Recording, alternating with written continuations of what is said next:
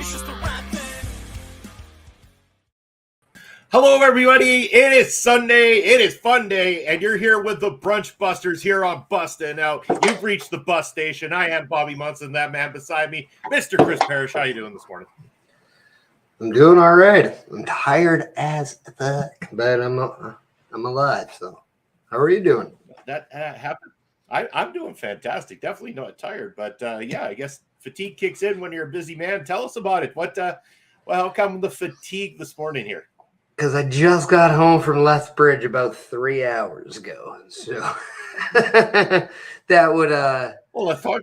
So it's a little bit of the road work, warrior work. So yeah, no, did a great show over at Pure Power Wrestling last night, finale, so to speak. So yeah, went very well, but yeah, a little bit on the tired.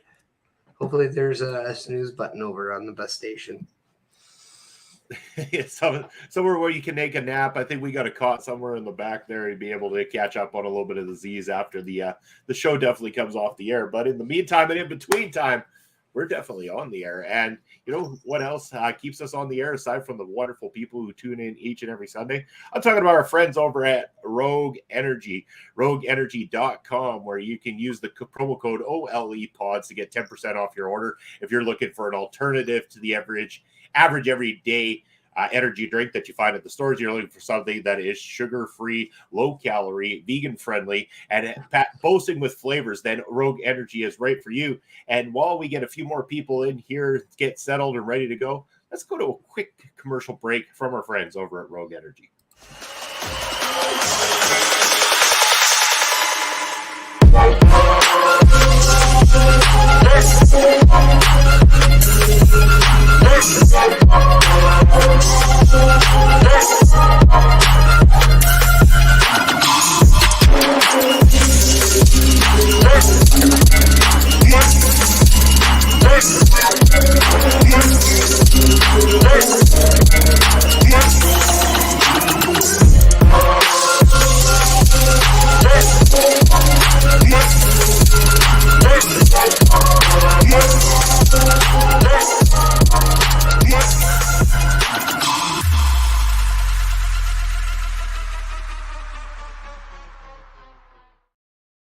There you have it, rogueenergy.com. Using that promo code OLEPODS for 10% off your order. And joining us this morning, Jupiter Vision. Good morning, sir.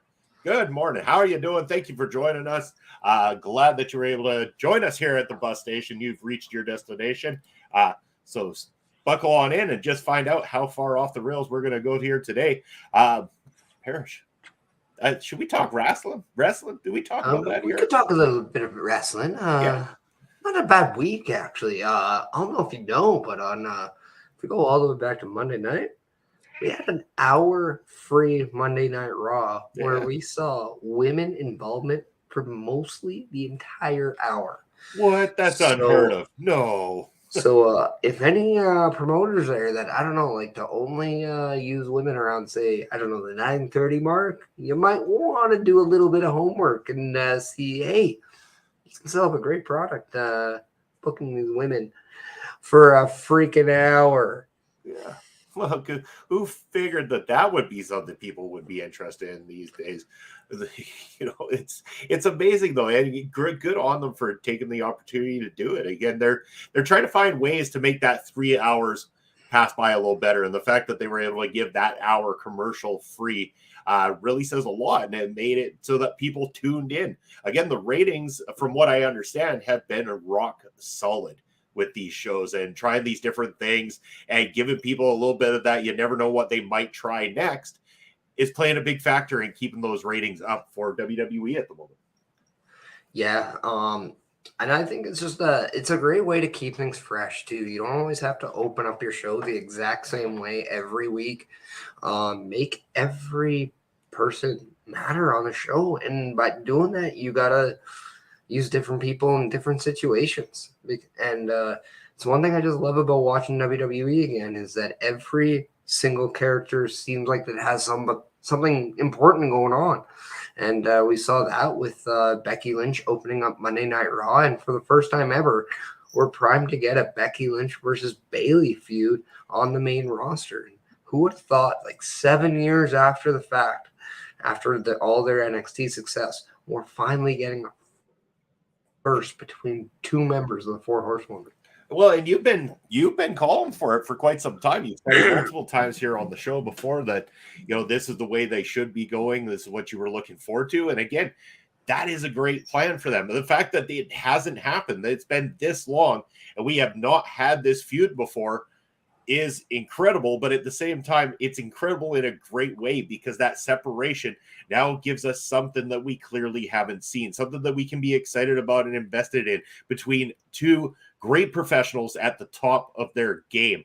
This could go either way when it comes to these two locking up. Again, Becky is, not afraid to put somebody over. And at the same time, Bayley could really use getting some of that heat back. I think this feud could do wonders, definitely for Bayley, revitalizing her a little bit. But in terms of Becky, I don't think it can ever do her any harm. Doesn't matter what direction it goes, because I think she's kind of broke through that glass ceiling enough to the point where I don't think it would take a lot to really pull her back down. Yeah, and I think if people rewatch that Survivor Series War Game, what we saw is these two really kind of stand out in that match as well. And the one thing I like about watching these two work specifically is that there's just a different level of intensity that they bring. Like just watching them trade off inside War Games just felt different, and it just felt like it's almost like when you're watching wrestling back in the day and you're watching the main event, the world title feud, it just felt different than anything else on the show, right? And that's kind of a similar feel I get. They're just two more polished performers when it comes to that women's division. And I just thought it was absolutely great to finally pull the trigger on a feud between these two, because Bayley is doing very well on the heel side. Becky is doing very well on the babyface side. She somehow still evolved her game as a babyface inside War Games after one match coming back from her injury. It was just amazing how she's still capable of taking that next step. And then now with Bayley kind of failing to beat Bianca Belair for that women's championship, needed something to fall back to.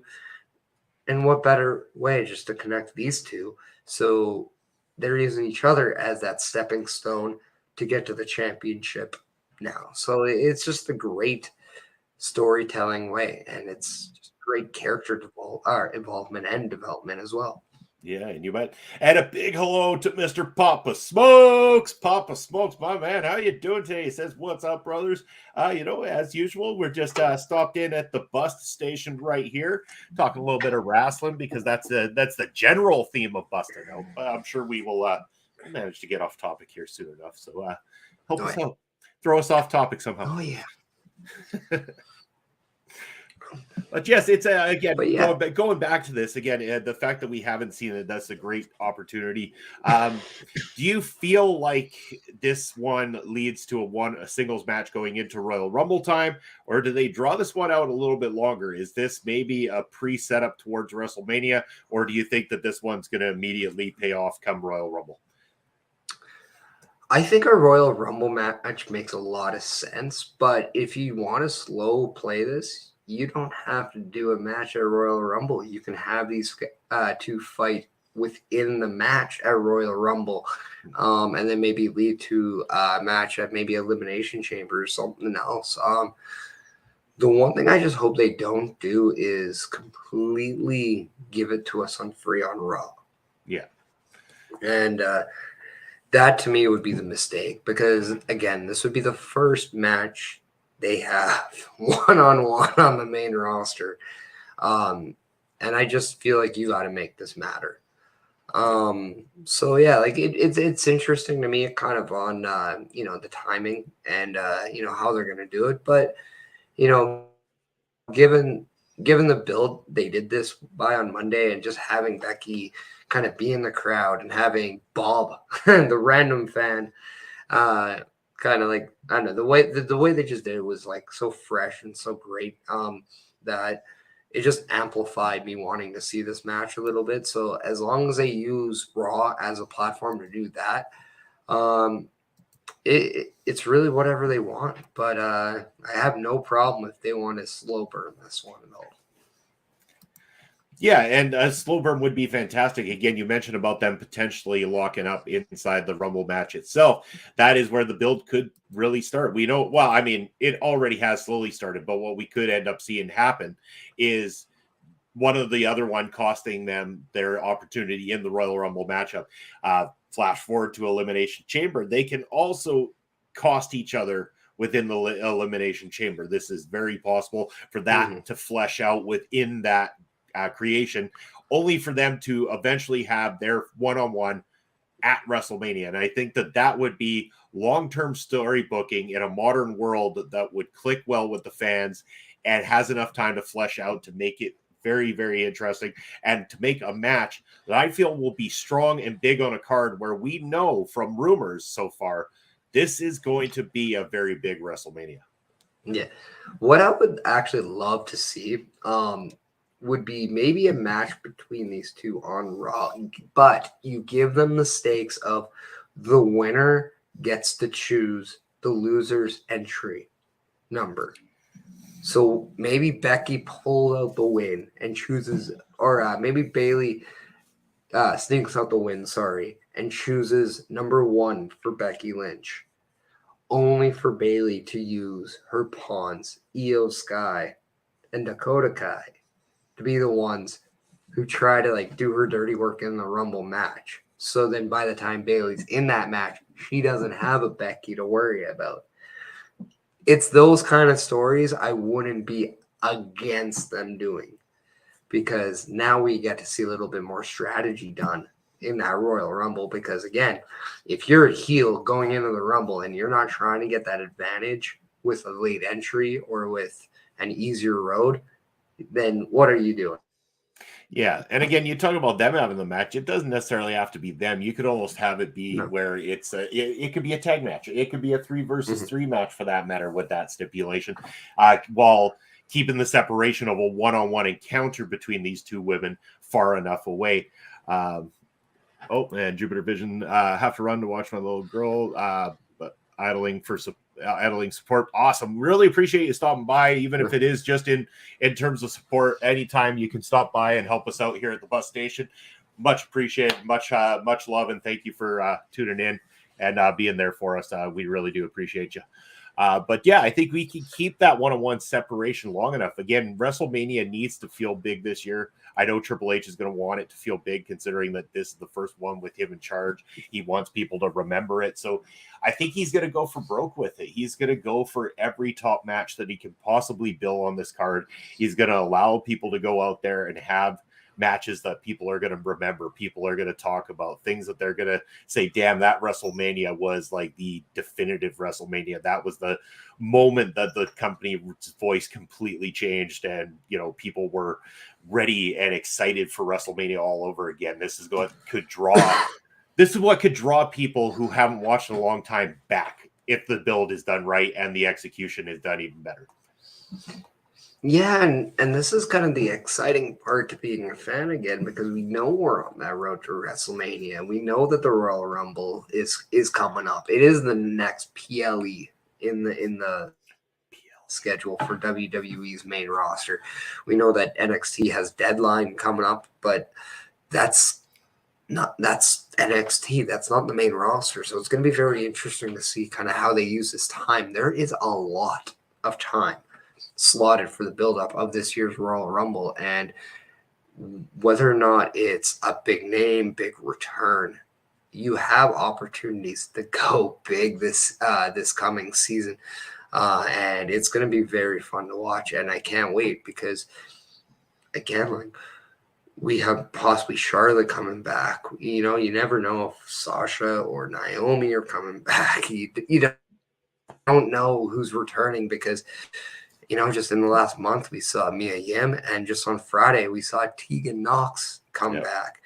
So you just don't know anymore. And if I'm not mistaken, speaking of Bayley, wasn't Tegan Knox one of the ones she had originally pitched to be in Damage Control before the idea became about her utilizing Io Sky and also Dakota Kai instead?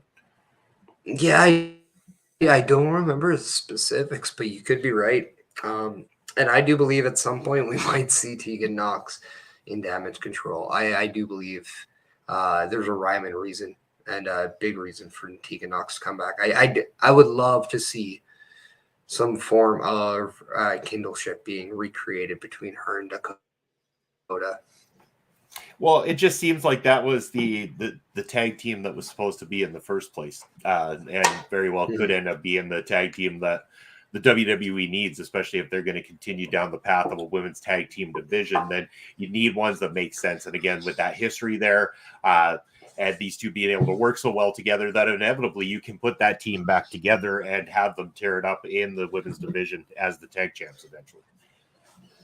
Yeah, and another one I would love to see back would be the Iconics. I think that's just a natural pick if it's doable, if both parties are willing to. I know one is away trying to start a family, but we haven't. It's not like we haven't seen that stop people from getting in the ring.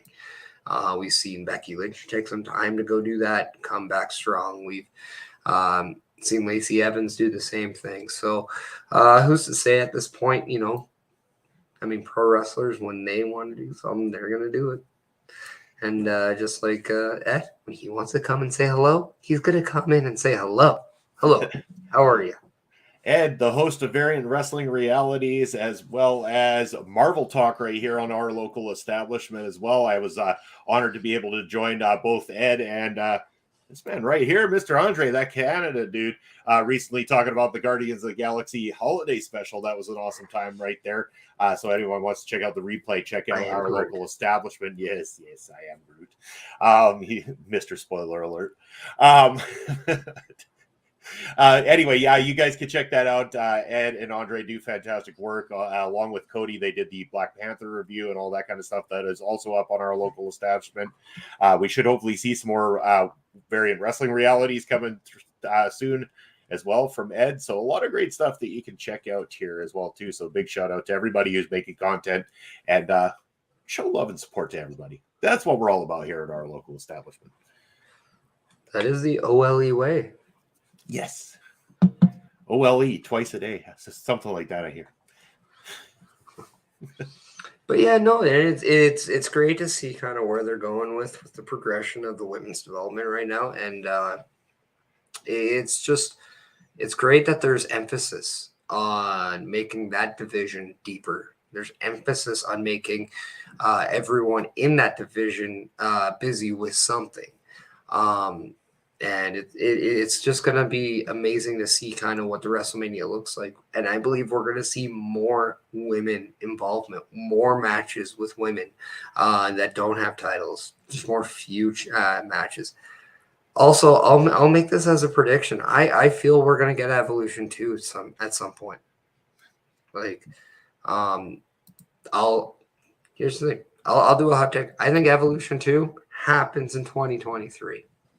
And you know what? I'm not going to try to argue that with you because all signs are pointing there to begin with right now. You can't deny it. That's seemingly what they're building up to, and so they should be building up to. It only makes sense to me.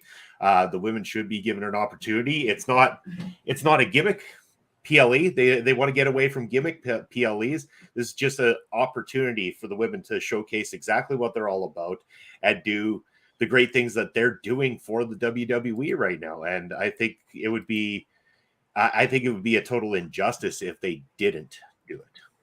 Yeah. And so yeah, and to me that was a standout of this week. But what a guilty pleasure of me this week in professional wrestling. And that was one of the last things I saw in my calendar week. Well, not calendar week, but my Monday to Friday. And that was Santos Escobar versus Ricochet in the finals for the SmackDown World Cup. And boy, did that match deliver. These two just put on an amazing match. A match that I know we all kind of looked and be like, okay, these guys are going to do some good stuff. But I don't know if we thought we wanted maybe this to be an everyday thing. But these guys absolutely tore the house down. I thought they did a great job managing LDF from ringside to make this a true one-on-one. And by doing that, they allowed Ricochet to pick up that win, bring him back to 630, which I thought was a great finishing touch. But yeah, Ricochet is your SmackDown World Cup champion for 2022. Yeah. What are your thoughts on that one? If you would have asked me a year ago, I'd say there's no absolute way this was going to happen. But clearly, Triple H, a big fan of Ricochet and his work, has a lot of faith in him and wants to push him in the right direction. And again, he's showing quality inside that ring, and that's exactly what we got from that. It was nice to see. It harkened back to a time when SmackDown was known to be more of the wrestling show than what Monday Night Raw was. You usually got 2 hours, most of that filled with some great professional wrestling. And it seems like more so than not lately, that's exactly what SmackDown has been. It's been the more wrestling-centric show of WWE's during the week, and that's what's made Friday nights that much more excitement. Because if you want that quality wrestling, you know that at least one or two of the matches on that card are going to give you just that. And that's exactly what got delivered on Friday night. Again, kudos to Ricochet for going through this and winning it, taking that big spot. I hope this only means great things for him moving forward. It seems like, again, some of these people that had almost been forgotten about are starting to get a new breath of life under Triple H. It's best in the world. Something like that. I think that's where Ed was going. Yeah, I didn't miss it. But yeah, I love that they made this tournament matter. I love that there was definitely a fight. I love how at the end we saw Gunther, Ricochet face off. I thought this does a lot to kind of help that prestige on that Intercontinental Championship. You now just did some. So now what you got to do is you got to deliver for that in that Intercontinental title match. So my thing is, do we see a title change to help establish what this tournament is? Or do we see something else? Because again, as you say, all signs point to Strowman versus Gunther. But what if Gunther is there to be spoiled by Strowman? We saw that partnership between Ricochet and Strowman after their match. They kind of partnered up to fight off Imperium kind of after their one-on-one in that semifinals. Do we see Strowman helping out Ricochet opposed to going after Gunther for himself? Now, the only way I could see that being a viable option is if you have bigger plans for Gunther in the immediate future. If there's plans for him to go to the top of the card and be out of that, mid-card title picture, then certainly but other than that, no, I don't think the timing would be right to pull it off of Gunther to put it on Ricochet just because Ricochet's riding a high currently at the moment. I think that the establishment of making those titles mean something is going to be built in having a strong champion like Gunther has been so far. And I think to keep establishing him as an unstoppable heel is only going to help his credibility going into WrestleMania season.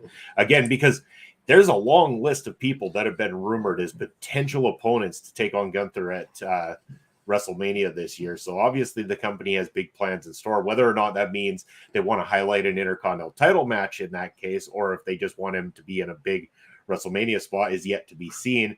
I think it would be great if the Intercontinental title was, shown and displayed at a WrestleMania in that capacity where you have someone as strong as Gunther defending against a big name talent. Yeah, I know one of the names that has been thrown out of possible opponents for Gunther at WrestleMania is Brock Lesnar, and just how different of a feel would it be if that match was for the Intercontinental title? Oh, yeah. How different would it feel if Brock Lesnar was Intercontinental champion? Something, again, we've never could say, but it just seems very kind of odd because, why wouldn't we have Sheamus be the guy that takes off that Intercontinental title. But at the same time, what better way to make Ricochet look like that underdog superhero who could do the unthinkable if he did become the guy that took down Gunther and won that title back? I don't know. It's hard to say what direction they want to go, because if the direction was to take that Intercontinental title off Gunther so that could help propel Gunther to that next step, and that next step would be the World Championship, okay, I can understand if they want to do this now. But as you said, you can still do that without it needing to be WrestleMania. You don't have to do that right away. But at the same time, if the story is right, the story is right. And I care more about if the story is the right one to tell than timing. So, yeah. Well, it seems like they got a lot of good stories to tell at the moment. Again, nobody's going to be complaining about watching Gunther have to take down, big Braun Strowman or anything. Hopefully that's not the WrestleMania direction for sure, but I can't see that it is. I think that'll run out of steam long before WrestleMania. Again, another name that was thrown around was John Cena as another opponent potential for Gunther. Any of these names that have been tossed around seem like a big opportunity for the big man. And again, putting that Intercontinental title on the line at WrestleMania, that might be is that the first time in quite some time? I'm trying to recall the last time I at least remember a prominent Intercontinental title match at a WrestleMania card. The last one I truly remember is that triple threat between Miz, Finn, and Seth. Okay. Yeah.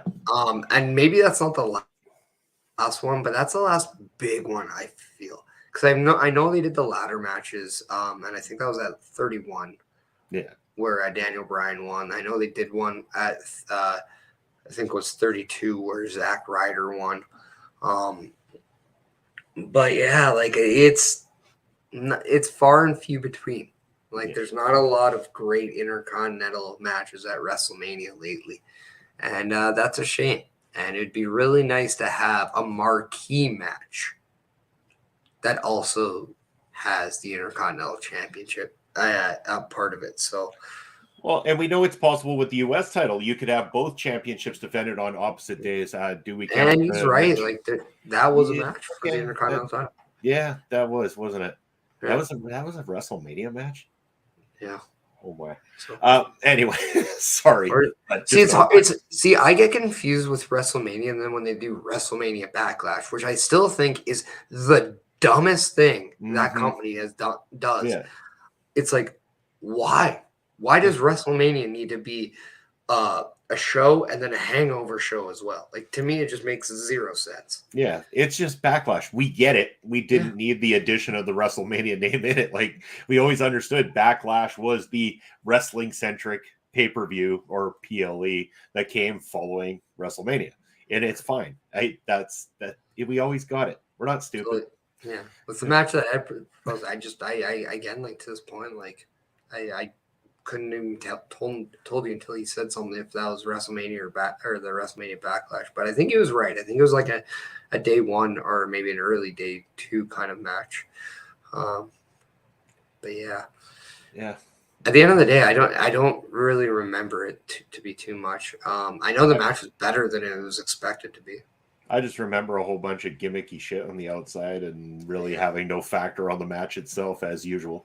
But it is what it is. But again, I would love to see I'd love to see all the titles really get a proper display this year at WrestleMania. You got 2 days worth of WrestleMania, and I guarantee, even though they've been keeping premium live events tight as of late, I guarantee each night of WrestleMania is got to be going a minimum 4 hours. I'd imagine. I think all championships are going to be contested at WrestleMania in 2023. Yeah. It'd be hard pressed for Triple H, somebody who's put in a lot of effort to make these championships matter again and the stories around the championships, if he doesn't have them represented at the biggest show of the year. I do think that's going to be one thing we go back and look at and be like, you know what? That was really cool. Yeah, because I mean, you arguably have Austin Theory if he's still holding on to the belt, and there's been rumors of him and John Cena maybe working a program. Of course, you've got the main championship. I also say this: if Austin Theory and John Cena cannot happen, I do believe Austin Theory is the best candidate for a match against Stone Cold Steve Austin if he's to come back and have another match. Well, especially after last year getting stunned by him and everything like that too, it would work its way in quite nicely. If Theory and Austin wasn't the case, who on the roster would you personally feel be best suited to work a match with Stone Cold if he comes back? So this was actually a conversation in the car ride. Nice. So that's kind of why, in a way, I brought it up. I know that AJ Styles could be a big possibility. And here's my dark horse. If you really want this guy to be main marquee guy, Solo Sikoa. Interesting. That would be my dark horse. And a dark horse that would be as well too. You definitely going to be relying heavily on Austin in terms of selling the I don't want to say entertainment side, but definitely carrying the promo side of this one, because they've kept Solo as kind of that silent assassin. So I get where you're going with this for sure. And if they want to make him a main player, this would be great. At the same time, do you put it in the hands of someone, and I don't want to say that he's green, but somebody who's still relatively new, or do you want to keep Austin a little bit protected and get him in there with somebody with a little bit more experience than a Solo Sikoa?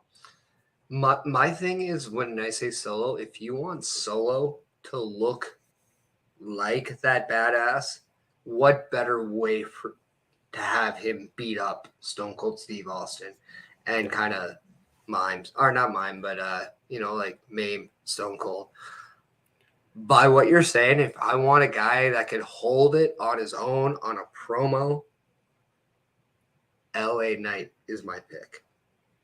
Yeah. That's clear that he can hold it there as well too, big time. As we got Mel Ball joining us at this point, gentlemen. Ooh, gentlemen, you got to use that term a little loosely here at Bustin' Out, all right? I think that's what my name tag says on my desk. A gentleman, Bobby Munson. It's got a nice ring to it. I'll be gentle dude, Chris Parrish. Gentle dude, Chris Parrish. The gentle papa. Well, were we talking about something? Oh, yeah, we're talking about wrestling. Yeah, talking about who could possibly face a Stone Cold Steve Austin at WrestleMania. That's also like the nice caveat I think Triple H does have for this coming WrestleMania. Oh, yeah, I'm going to put together my first WrestleMania, and who do I have at my helm of possible big names for matches? Oh, yeah, I got Brock Lesnar, Stone Cold Steve Austin, John Cena. There's this Dwayne guy that I might have him. Yeah, I hear he's pretty big in Hollywood. And I got Roman Reigns and his I've held the title for entirety of human life. So I also have that. Oh, I've also potentially got the return of one Cody Rhodes. I've got the potential return of Charlotte Flair on my hands. I've got all these people that I've currently got. I've got this Bray Wyatt guy who sells like $2 billion worth of shirts per day. Like no big deal. And possibly maybe even Nick Aldis or Matt Cardona. Yeah. Just to name a few people that are important to the wrestling landscape of today. But he's not name dropping. No, at all. No. That wouldn't be his style. No. But I mean, have you played a game? Not only does this dropping out those names. This not only makes me believe that we're on the way to a big WrestleMania, but on the way to a big Royal Rumble. Those names could be surprise entrants in the Royal Rumble. I mean, I keep saying it. I think Cody Rhodes being a surprise entrant in the Royal fellas. We can do it that's I like that. I know. I made something up. It hurt my shoulder, but I made something up. I'm actually a little tender today. I actually went and lifted some weights yesterday, so trying to turn a little bit of the extra old man skin into some saggy muscle skin. I don't know, something like that. I'm trying to rise up in cup size this year, so I need that energy workout, man. That's your New Year's resolution, is to go up in cup size. Yeah, that's not how I want to bust out in 2023. That's why we could start marketing busting out bros. Bra. There we go, people. We went off the rails. Go figure. Yeah. That only took, look at that. Hey, we went 40 minutes of what seemed like a regular talk show until wow. Yeah. That's like Tony Khan putting in a women's match before 9:30. It's never going to happen, I tell you. At the very least, we have no more interim champions. At the very least, we have that. Until next week. So let's actually jump over to AEW for a second. Okay. Because what we saw on Dynamite was MJF bringing out the Burberry AEW World title. The Burberry big belt. Well, I'm not going to call a championship that. So, but your thoughts on the design, because personally, it was hard to see from a distance. Maybe that's just my poor eyesight. I don't know. I could clearly see it, but at the same time, I thought it was funny because he gets in there and just starts shit talking the belt. This is not a championship. This thing is garbage, like every single one of you in the audience, and he just tosses it outside the ring. Like this is about as meaningful as every person who's held it before me, and just dumps this thing like a piece of trash.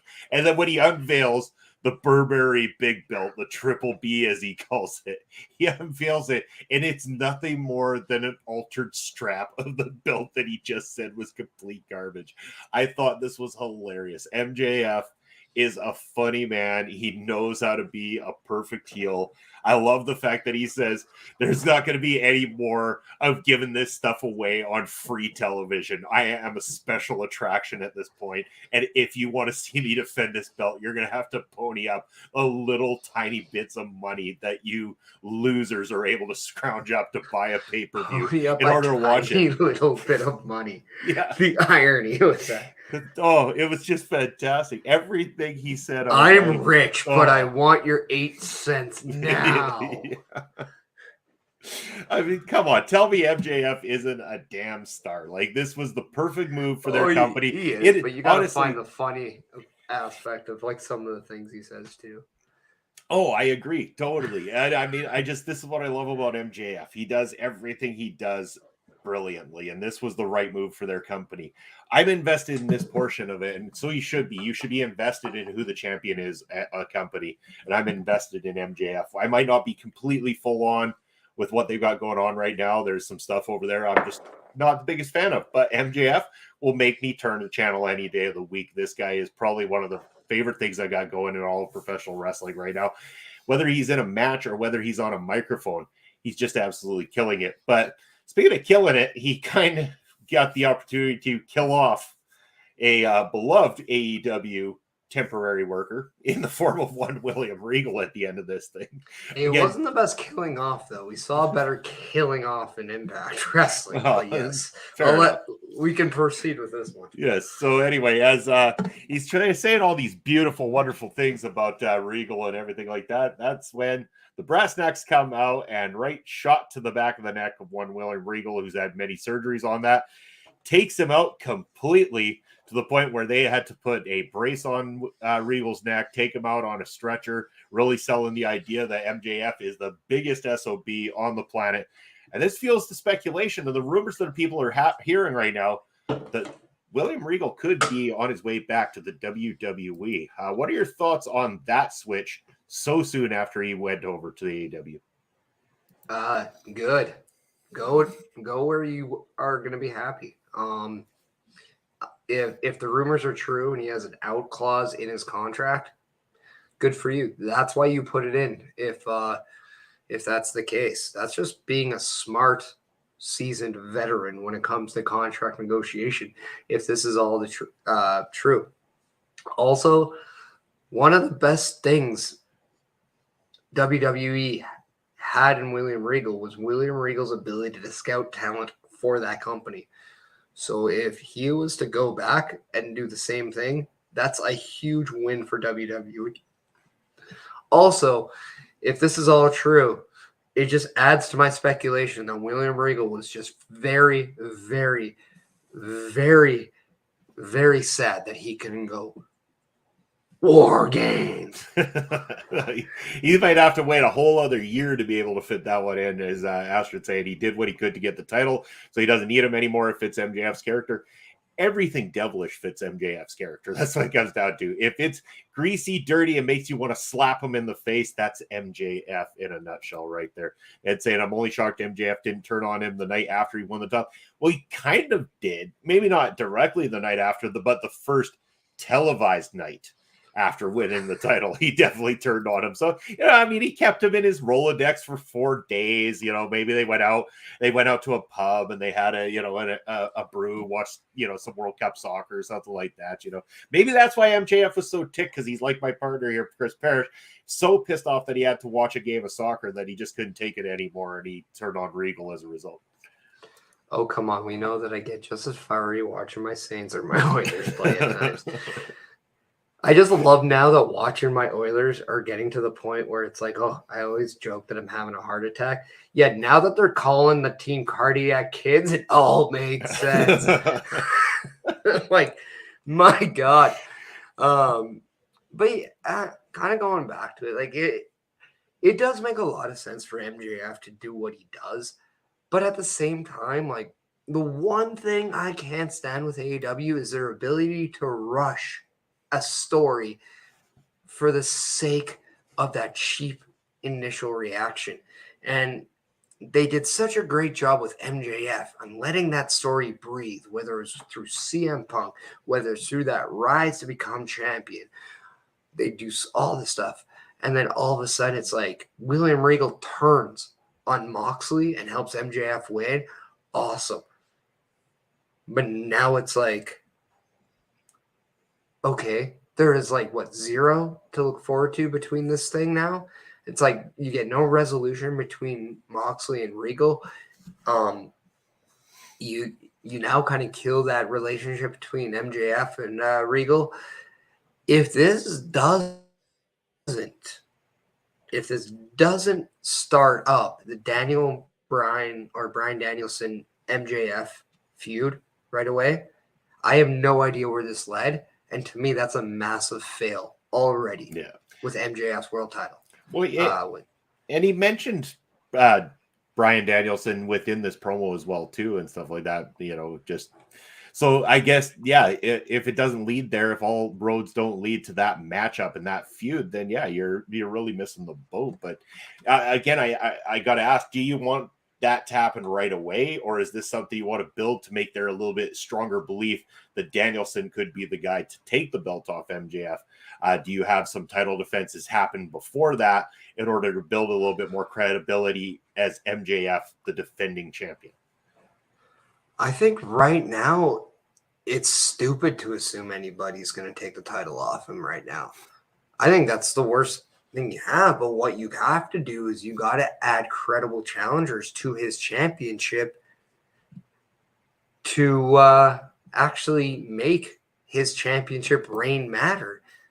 We talk about Roman Reigns and his title reign right now, and he didn't beat just slums. He beat some of the top guys to earn that status. MJF has to start doing the same thing, and he can't do it by beating Orange Cassidy or QT Marshall or Johnny Handjob. He has to be the top guys. I love that, a Johnny Handjob. That's a great name right there. Perfect.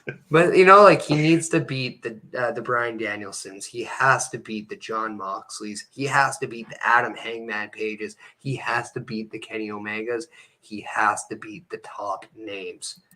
Because the more top names he beats, and if he was to run that company dry with the people he beats for that title, to keep that title now becomes an even bigger bargaining chip for that bidding war of 2024 that he's been clamoring about for the better part of the last year.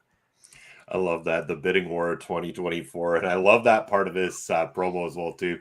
That this is nothing more to me than a bargaining chip when it comes to the right con finally calling me, and I'm talking about jolly old Saint Nick is the way he put it too. This was just beautifully crafted, and everything MJF does is beautifully crafted. And you're right, it is silly to assume anyone take it off him, because I don't think there's that many credible enough built up stars in AEW at the moment. And I mean, throw shade at me, but after Moxley, Danielson, Jericho, sorry, like, you know, like, is there enough named stars? Like, you say Hangman Adam Page, but yeah, they put him into the championship, but I wouldn't say that in terms of names he's up there right now. Like, because here's a name that you have to do at some point. You have to do Wardlow. You just have to. Fair. Yeah, that's fair. I think Samoa Joe is a credible name to go there. I even think, given the right story, a Powerhouse Hobbs could be. I think Hook would be unbelievable. And if you want Hook to be a giant baby face, him versus MJF in like a year from now might be the feud that people are like, oh shit, this could be the guy that takes the title off MJF. Because of the just exactly with the protection that they've been booking Hook as it is. Tell me that you're not thinking that this could be the guy. I think it very well could. You know, I think at one point I thought that, but I feel like they kind of pumped the brakes on Hook having any opportunity when they start putting him in comedy stuff. Like, I think that really can halter somebody's push. They had this guy that legitimately was getting over with what he was doing right away, and then they start putting him in with Danhausen. And again, do I find Danhausen amusing? Yes, in an entertainment level, turning on my YouTube channels, yes, Danhausen is phenomenal. Do I think that he's amusing as a tag team partner to a legitimate wrestler? Hell no. I think that this softened their opportunity to push Hook in the way that he should have been pushed, where he would be a viable threat. And I think that now they have to go back to the drawing board in order to get there. And it's going to take a while. And like you say, a year from now, fine. If they start working on it now and start pushing Hook in the right direction, a year from now, yes, that would be a great move and a great babyface feud for MJF, because MJF carries being a heel absolutely perfectly. And the fans want someone that they believe legitimately can fight this guy, slap that smirk off his damn face, and kick his ass. And that's what Hook could give you, as long as they start building and prepping for it, and do it now. Yeah, and I just think, like, too, like, if you want to give Hook like a 6-month start of just going back to that seriousness, I think that's all you need to do. Because I think a good 6 months in, and then all of a sudden he's back to where he initially was. Cool, we got there. Also names that we haven't talked about. You could see a Claudio at some point. Claudio always brings that believability right back into it. And then you just look at people in AEW and you're like, okay, what about anybody in the firm? Because that just initially has a story right there. Like, what about an all ego at Ethan Page? Maybe it's not like a realistic person to take the title off, but at the same time, also this could be a feud that we never thought we needed, but we loved. So I think there's a lot of people there. And this is also going to be one of those things. What about CM Punk? Don't tell me that the door's closed, because I don't believe that that's the case. When guys like Dax Harwood come flat out and say that he was one of the best guys in the locker room in his eyes, and he is as respected in the locker room as he is, there's a lot of polarizing opinions about CM Punk, but CM Punk versus MJF for that world title could be good business, and you'd be a fool not to entertain that. Well, and again, how many people ever told Vince McMahon to go stuff and got the belt put back on them because it was good for business? It's one of those things. Well, let me tell you something, brother. Yeah, exactly. But that's the difference maker right there, is that sometimes Tony Khan's going to have to put some of these things behind him and decide what is best for the company as a whole, as opposed to what is best for a few childlike MVP or EVPs or whatever they titled themselves as. But yeah, I mean, elite vice presidents, Jesus. But the things are not off the table with Punk, so they shouldn't be. Because again, if you ever want to see Punk wrestle again, that's probably the only way you're going to do it outside of the independents. Because I really don't think that the going back to the WWE is ever going to happen. I mean, I know they say never, especially with Triple H in charge, but I think with CM Punk, I might just go ahead and say never, ever. Probably going to happen with the animosity between both parties there. And I just don't see what there is necessarily for him that works with what he wants to do over there. So that's my personal opinion. I don't see it happening the opposite way. So I think more likely, like you're saying, the door open there for him to come back and claim that opportunity against an MJF. Yeah, I mean, to me, I just think when you're in a business and the opportunity to make money is on the table, I think you're just a dumb businessman if you don't entertain all those possibilities. So it's hard to say, and we don't know if there's going to be other names that join the AEW roster that could make a lot of sense there. Because again, like there could be some big names from Japan or New Japan that come down, and there could also be that rivalry of like, oh, I'm the face of New Japan. You say you hate New Japan? Okay, let's go, kind of a thing, right? Like, who's to say we don't see some of this stuff moving forward? I know the one thing that we won't see moving forward, and this has been right in this comment, and that is Eric Young at Impact Wrestling moving forward. We will not be seeing that. Because if we want to kill or talk about a good murder, Eric Young murdered. Just flat out murdered, eh? Never to return. He was stabbed, wasn't he?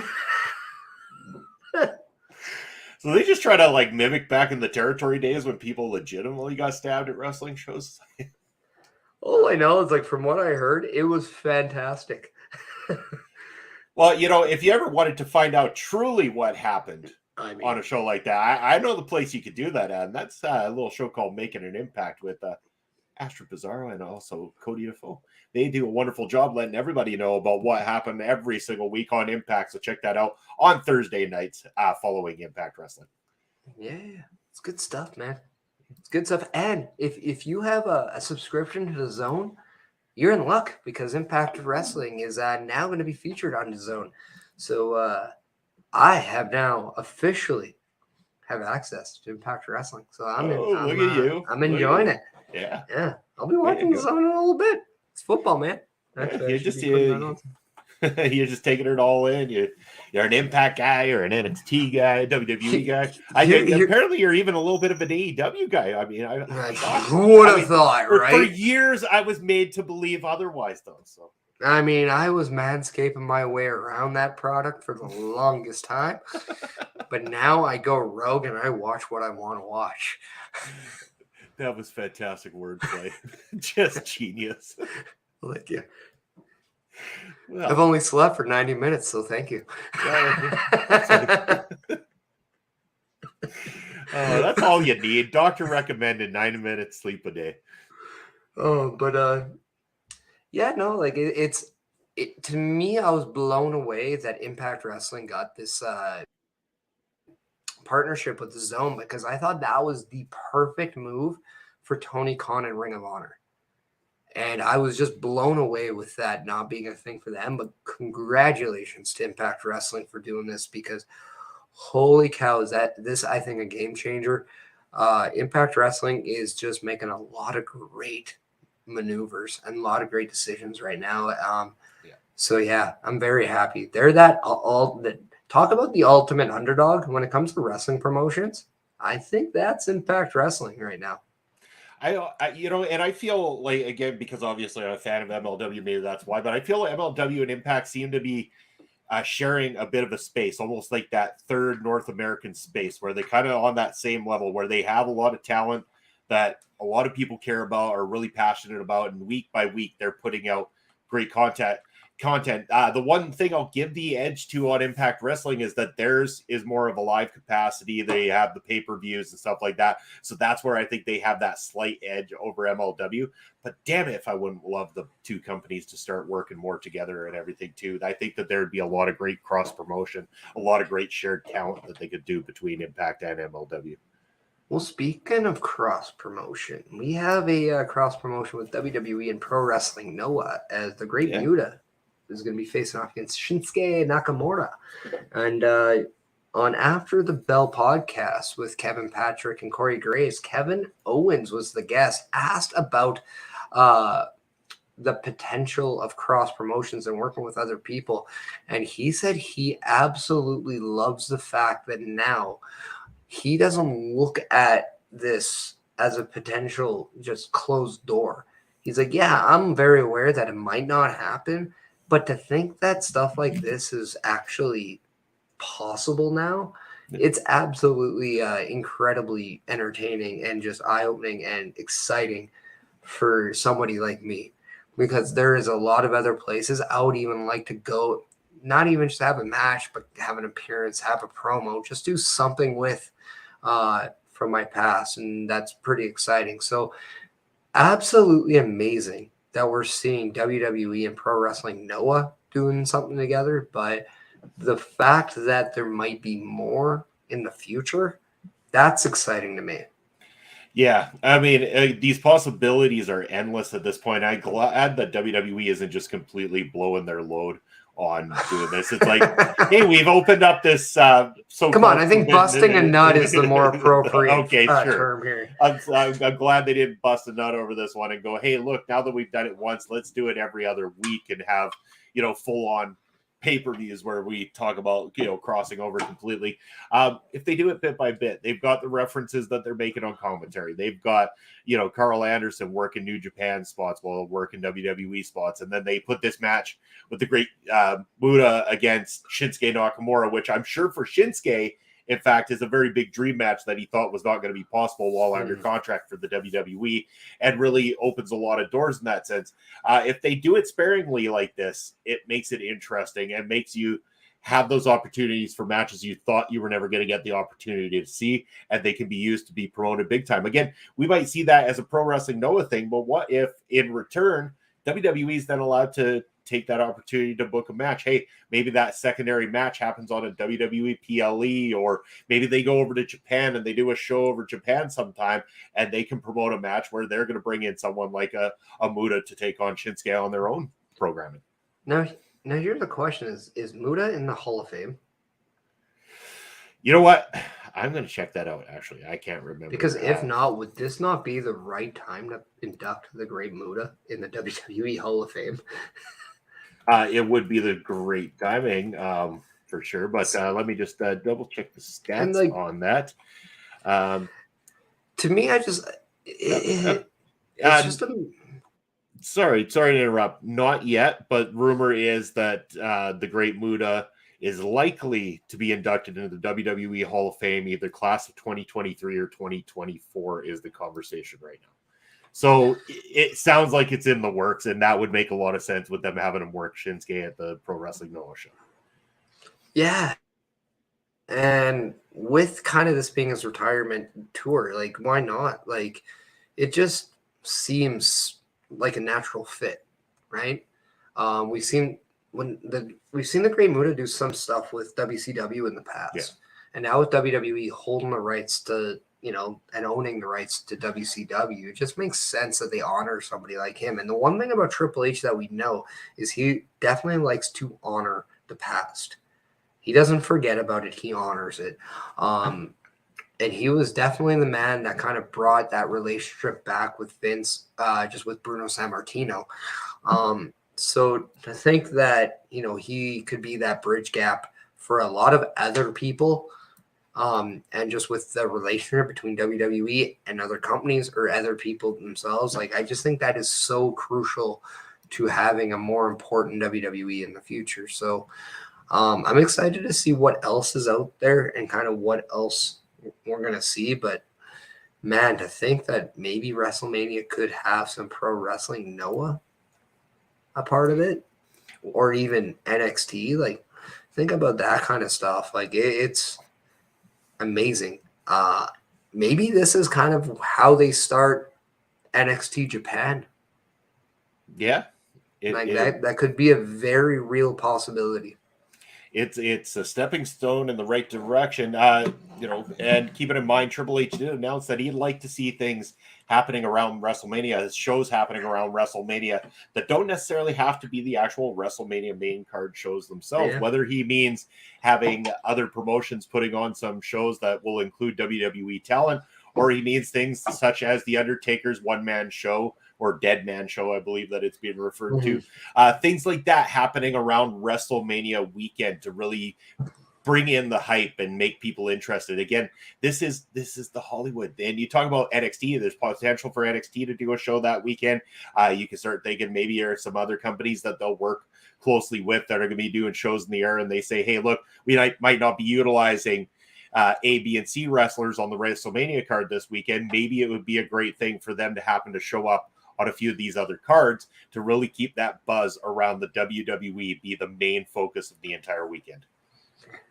100% agree. I'm also going to point out that they did a terrible job of not getting the pun Dead Man Talking as the name of these shows. I like that one better. And then you have that you're going to pay, but instead, like as a theme, it's like, you gotta say, and then they just make a whole different theme song, but done in that same tone about him just talking, and it would be hilarious. I would definitely be interested in checking out that show, but I like your name a hell of a lot better than Dead Man Talking. I think that's got to be, he's got to start himself a podcast afterwards and go right. Dead Man Talking. Like that's just brilliant. I mean, I try. Yeah, I do some of my best work when I feel like a zombie. So when you've had only 90 minutes of sleep because you're out there and kicking ass and taking names all over the country. I've been known in the past that when I'm not sleeping, I tend to have some just good ideas because sometimes my brain and my mouth filter is a good thing. Usually it's a bad thing, but sometimes it is a good thing. But I've also been told that I come up with a lot of good creative ideas when I'm taking a bath, of all things. So who would have thought? You get some good thinking done in there. It's a little bit of isolation. You're relaxed. You're chilled out. You probably put some some snow fairy bubble bath into there, just because we like to smell good afterwards and stuff like that. So and you just relax and you're taking in the aroma and you're like, yeah, I got some great ideas. So I'm not gonna get in the details of my bath, but I can just say that it's an experience.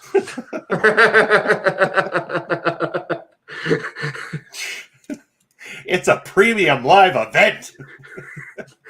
I wouldn't go that far, but it's something. Yeah, it's an experience. I'll just say that much. I don't think a lot of people need the visual of this either. So, well, I've already destroyed their Sunday. Yeah, that's fair. Damn you, Bobby. Speaking of washing away, where are we going with this one? I have no idea. I'm just saying words. Okay. I'm hoping that in due time I can actually think of something. But wash away, like we want to wash away the memory of Ronda Rousey, apparently, because everyone wants her fired. No, I'm kidding. I was actually, I was kind of perfect. Concerned. There we go. Let's talk about that. Hashtag fire Ronda Rousey. To the point where she got Brian Kendrick back with the company because she likes the way he trains her. Yeah. I didn't think Brian Kendrick was getting a job back with any company after everything went down, but he really is a man with the plan, isn't he? That's right. Hey, hold on. She didn't get Brian Kendrick back. She got the Brian Kendrick back. Either that or she loves herself some Spanky. Well, maybe. But yeah, it's quite amazing that it just seems very, at least, kind of correct that Ronda Rousey understands that there's still work in her game. So I mean, I give her props for understanding that she's not there yet, and then she still needs help, and going to somebody that she knows she learns very well from, and that is Brian Kendrick, who let's not be like, we might not agree with everything he does, but his ability to teach wrestling is actually quite well. So if this does help Ronda become a better performer and wrestler, I'm not against it. Yeah. But at the same time, Ronda, you couldn't have just learned this from, I don't know, anyone in the PC? Everybody else that's been given a shot trying to teach you the entire time. Yeah. No, I mean, Drew Gulak wasn't good enough for you? Come on, girl. Let's go. You get comfortable with certain people, I think, is what it comes down to. And I mean, if that's what's going to help her improve, down and open up those ears. if this helps her get comfortable and improve her game, then fantastic. That's exactly what's needed.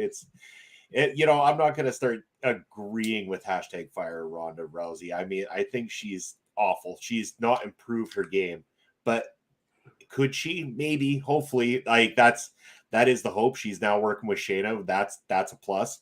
If she's getting back people she appreciates and can train her better, okay, double plus. She's working on those things, and I think that's fantastic. And as far as everyone's opinion of the eyeshadow, by the way, that could just piss right off, that whole thing. Like, I almost considered putting on some Ronda inspired eyeshadow here this morning. It does suck though. Like, it is not pleasant to look at. Oh, but I mean, I don't know. Now that everybody hates it so much, I might have to start wearing that exact same look I'm busting out. I think I think it would really accent my beautiful eyes. I mean, I think it would look great on you. Oh. It just doesn't look great on her. It's like that pro wrestling look doesn't look great on Dana Brooke, but I mean, sing for Dana Brooke. Whatever. Oh. Speaking of Dana Brooke, she had a match with one Zoe Stark on Main Event. If people don't get a chance to watch Main Event lately, they've been using a lot of NXT star power on Main Event, and it's quite well. They had Cedric Alexander versus Joe Gacy last week, and it was absolutely amazing. I know they've had people like JD McDonough, they've had Alba Fire, they've had Wendy Chu, they've had Carmelo Hayes on in the past.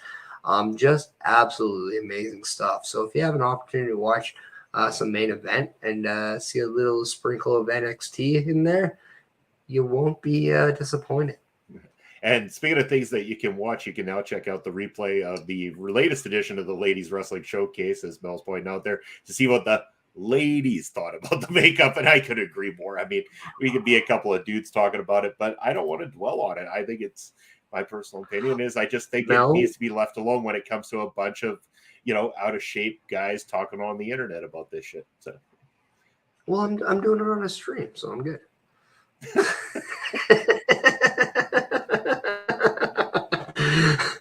But okay, let's ask Mel. Mel, with the an Astra Pizarro emote, say that it sucks.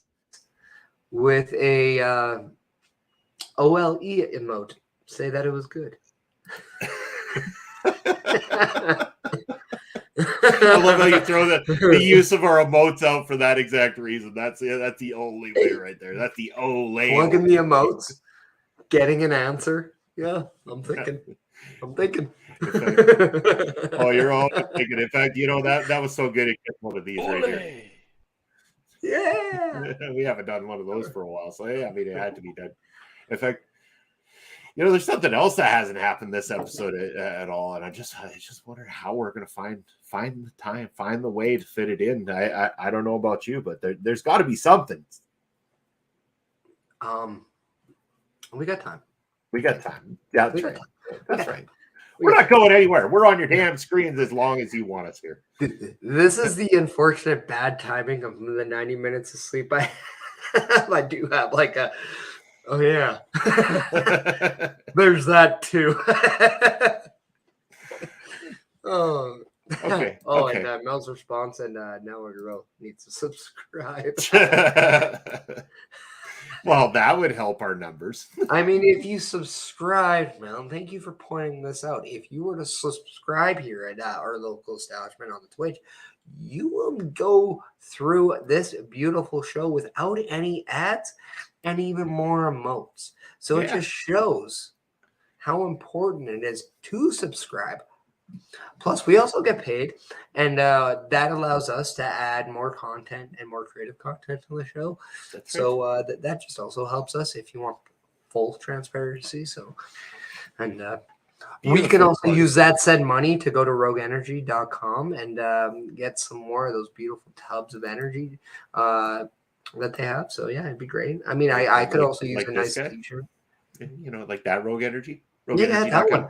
Yeah. Because OLE pods, man, like 10%, that's great. But I also need a little bit of the frog skin to place an order. So please subscribe and or wait, hold on. Do you mean this Rogue Energy? That one there? That same one? Yeah, I like being part of the Rogue Nation. It's a little bit of it's a nice feeling. Yeah, it's a nice feeling to be It's a great place to feel booked. I missed the question. I think we did too. Was there a question on the table? I'm on 90 minutes of sleep. I forget very easily. I don't remember. and I'm stoned 95% of the time, so I definitely don't remember. Oh, the Rhonda makeup. Oh yeah, Rhonda's makeup. Yeah, I don't know. I just think To be fair, I asked you the question, Mel. Oh, the emote reply. Yeah, you did ask the emote reply. That's right. Yeah, it was to do with the. That's not on me. Yeah, that's right. We're steering the train the right way, I think. But clearly, I'm so awake that I was. We forgot the question was even. But yeah, no. Okay. Okay. I have a. You got a thing? I got a thing here. I found one too. Okay.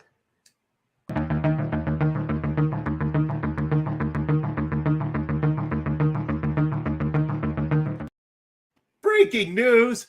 We have breaking news. I have a big question to ask. Okay. Yeah. Who is Roman Reigns dropping his championships to? The breaking news is the question that we all need to know. The question we all need. Because I got absolutely fuck all. So that's why. Who? Yeah. Maybe you. Who do you think Roman Reigns is actually going to drop it to? Will it be The Rock? Will it be Kevin Owens? Will it be Sami Zayn? Sheamus potentially? Cody Rhodes? Matt Cardona? Barry Horowitz? Aldo Montoya? Who? To me, it's Cody Rhodes. And I think could be as early as Elimination Chamber, depending on if they want Roman defending at WrestleMania or not. But, oh, look at that. Dexter Lumis is a contracted Raw wrestler. I could have used that as the breaking news, and I totally effed up. Way to go. Now you burnt up your only breaking news of the day, and now mine's going to be that much cooler when I get slided in here. Yeah. I've been putting over people pretty much all weekend, so yeah. In fact, maybe I should just do this to you right now.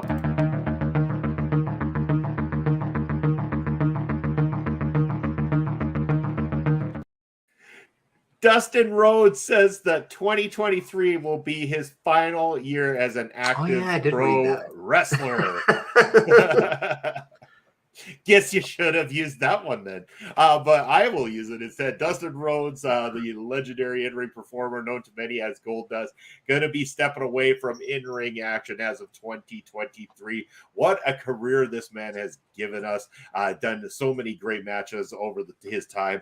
And I hope that by taking a step away from in-ring action, he will continue to work in some sort of capacity backstage, helping out young talent and everything, working that direction, because I feel that he brings a big level of service to no matter what company it is that he is helping out. I think that he is absolutely phenomenal in all aspects of how he handles his business. And all I want to say is congratulations to an amazing in-ring career for Dustin Rhodes.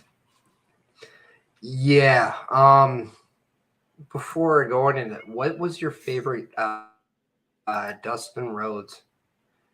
Jeepers Murphy, Perry breaking everything. Breaking. Yeah. This is also why we need the subscriptions. I got to pay for the shit I break, all right? Yeah, that's right. Cameras aren't cheap, damn it. No, my camera is totally away from everything. I just hit a table, which is actually nice because I inherited a new desk from upstairs. So it's okay. I can't break this table and be fine. I'm just creating space for the new desk. I like how you say you inherited it from upstairs, not like you inherited it from somewhere to else. be fair, it was mine. And then we just kept it upstairs. And then now we got new desks up there. So I was like, yeah, cool. I'm going to bring this one down. But yeah, no, what would be your favorite, whether it's Dustin Rhodes, Goldust, Relic, anything like that? What's your favorite Dustin Rhodes memory? Well, I'll give big, massive credit to him and Cody when they fought in AEW at the beginning. That match was massive. Memory-wise, his feud with Razor Ramon stands out like a sore thumb, because this is one of the first times I took note of Dustin Rhodes, a.k.a. Goldust at the time. And that still sticks in my mind, just how in-depth that feud became, how uneasy it made Razor Ramon feel, and how much it made Goldust this epic heel without him ever really necessarily doing anything wrong. It's just the time and age of which that Goldust was presented. This came as an uneasy character that was meant to get under your skin, and it worked so beautifully because the timing couldn't have been better for him to come in as the character Goldust. I'm also going to redeem myself later, by the way. Okay. Yeah, no, I have to agree. But one of the amazing things I feel about Dustin Rhodes, the performer, is he's very, very charismatic in the way that he knows also how to reinvent himself time in and time out. Whether it was the Hollywood Backlot Brawl, which I might actually go as my favorite moment of Goldust, that with all the O.J. Simpson references, whether it's the Ford Bronco and the gold Cadillac that they had at that point, but that chase in California was absolutely amazing. But just, man, that outside of the Iron Man match at WrestleMania 12, the thing that you looked at and stood out to me the most was that Hollywood Backlot Brawl with Roddy Piper and Goldust. And I just think at the end of the day, that was one of the greatest segments in that whole show. And just having him be completely just defiled. yeah. To make sense, where he gets beat up so bad by Roddy Piper to the point where, he just strips him and he's wearing the women underwear to show just how arrogant he actually is. But, man, the hard-hitting shots in that, the realism that it brought, it made it a little uncomfortable to watch. It had a dramatic feel to it with the chase, but then it also had a fulfillment feel at the end. To me, that was the epitome of pro wrestling and how much emotion I felt and how many different emotions I felt. But his ability to evolve over the years and remain relevant, and just, come back. I mean, we all know his addiction battles over the course, whether it's drugs, alcohol, both at times. But despite that, his love and his desire and his passion for professional wrestling always remained. And he was still able to do a lot of great things, whether it's be a great mentor, whether it be a great brother, whether it was just, come back and become still meaningful as a professional wrestler. Just a resilient human being and performer, and one that this generation would not understand because there are so many things about what he's done over the course of his career that so many people would have tried to cancel now. But well, that man is a true icon, a true Hall of Famer, and I would love, absolutely love, to see Cody Rhodes induct Goldust in the Hall of Fame in Hollywood, California. and that would be phenomenal if that was potentially going to happen. Or even if it doesn't happen in Hollywood, if it just happens in general, it would be a nice touch as well too. One thing I want to bring up as well too is when a lot of people forget about that they didn't realize they wanted at the time, but once it happened, we enjoyed it, was his partnership with Booker T. Mm-hmm. This was a very, very surprising partnership that we weren't expecting to enjoy, but the chemistry that these two guys brought to the table when they were partnered up was untouchable at the time. This was one of the better segments that was going in the WWF at the time, and I remember it quite fondly. I think that Booker and Goldust, I think they almost, like, if you want to have a good little talk show, I think those two would be quite entertaining together as they were back then. Maybe it'll actually ground Booker into not going a little too off the rails with his own conversations that he tends to do with his own speech. Yeah. And this is a guy that I would really hope to see back in WWE one day, just from a, someone that can work at the PC and help groom the new talent in. Like, the plethora of information and knowledge that this man has, whether it was inherited throughout his career or inherited through his father, who might have been one of the most creative brains in pro wrestling, and Dusty Rhodes. And then also with, working with so many new talent. Like, I remember when the WWE ECW started off, and they were showing that prior to the SmackDown taping. And I remember seeing a young man named Sheamus kind of come into the fold, and he had matches with Goldust, and it was amazing. Him and Sheamus somehow just worked. It was a resurgence of Goldust, and then it was a beautiful identifying of Sheamus.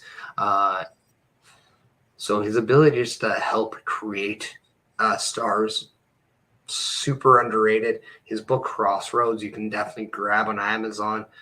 Absolutely great read. One of the things I learned was that he always went into a match looking at the crowd, seeing who he felt was the least invested in kind of what was going on at that point. And his goal was to make that person the most invested when he was walking out. And it's something and a piece of information that I take to my days right now. So just absolutely amazing, and nothing but pure respect for Dustin Rhodes. Yeah, amazing. Yeah, I'm right there with you again. Like, nothing but the most respect, not only as an in-ring performer, but just in general as a human being, from what I can tell.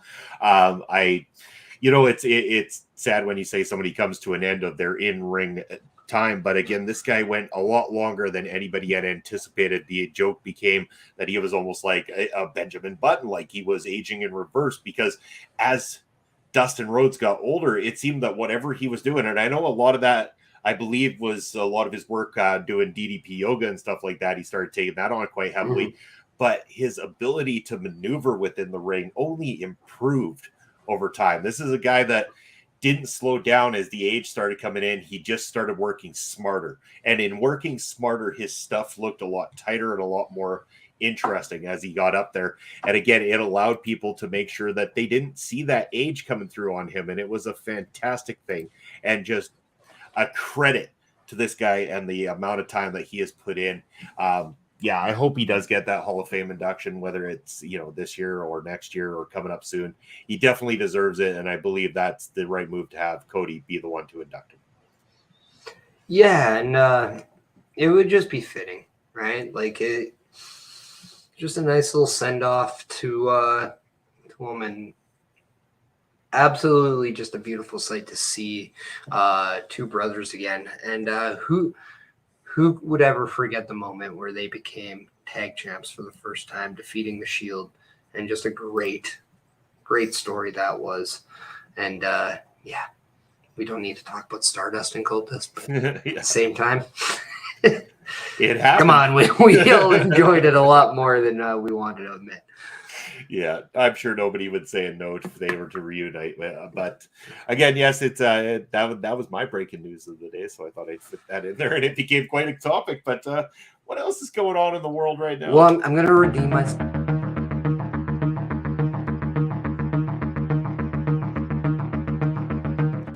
3 breaking news is in one episode. Damn, we're doing good here on Buster. Technically, the first one didn't count. There was no breaking news.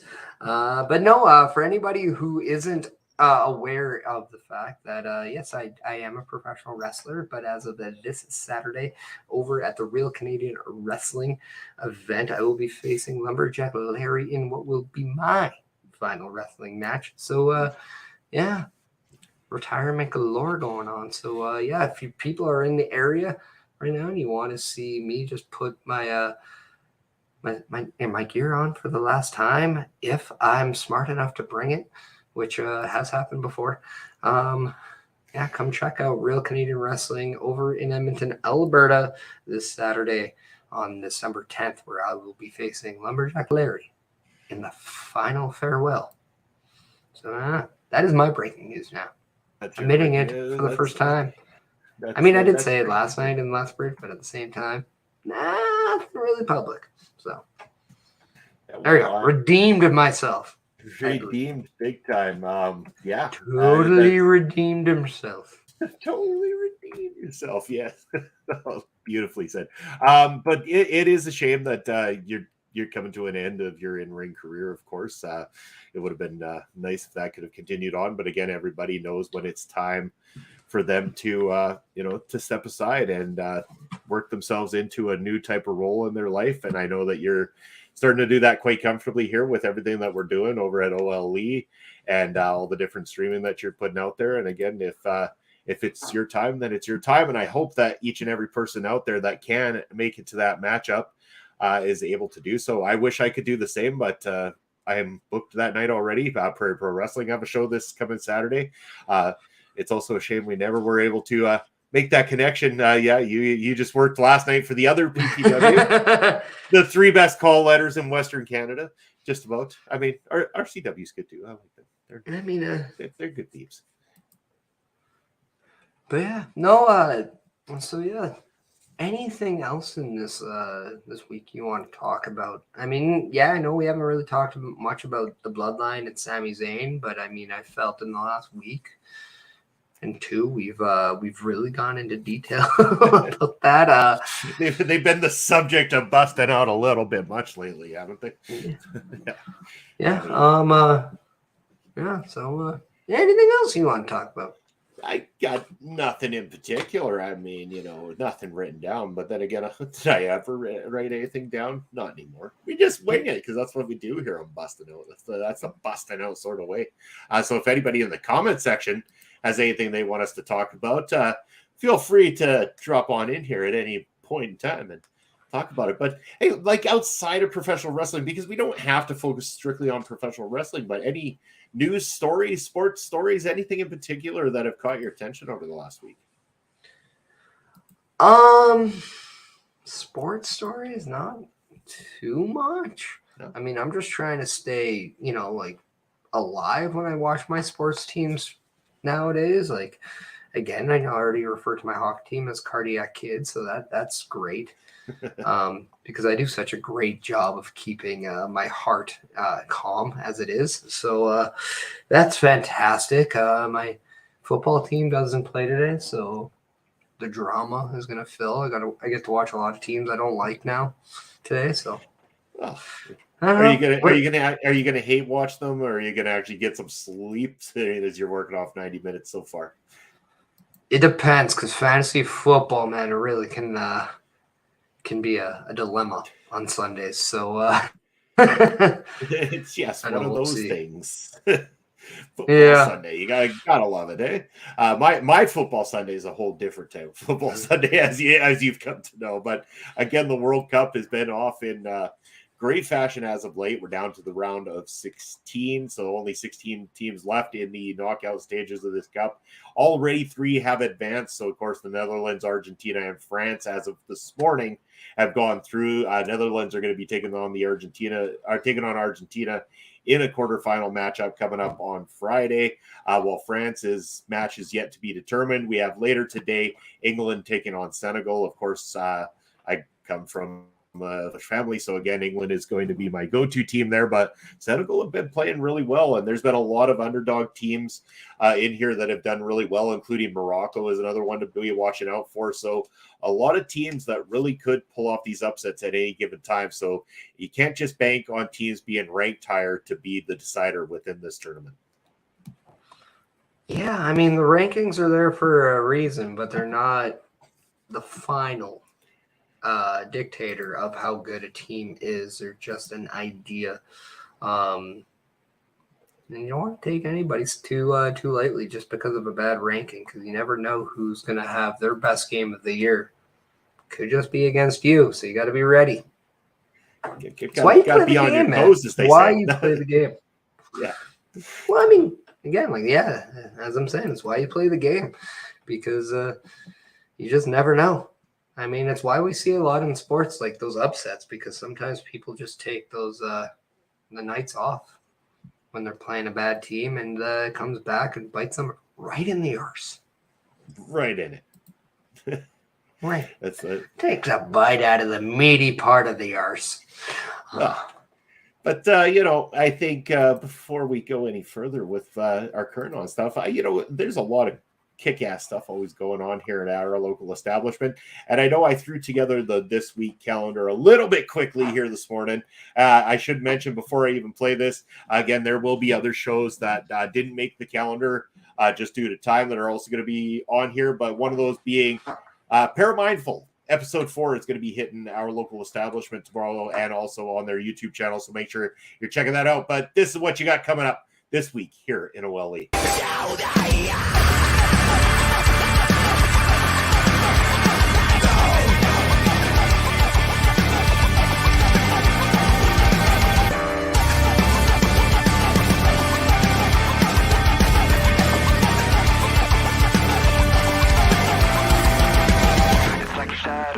To me, like a voice inside my head. It's like a fight that I cannot win. I'm falling, frustrated, intoxicated. I know I'm losing myself. I can't take it anymore. But I'm not done. I'm not done. I won't give up until the end.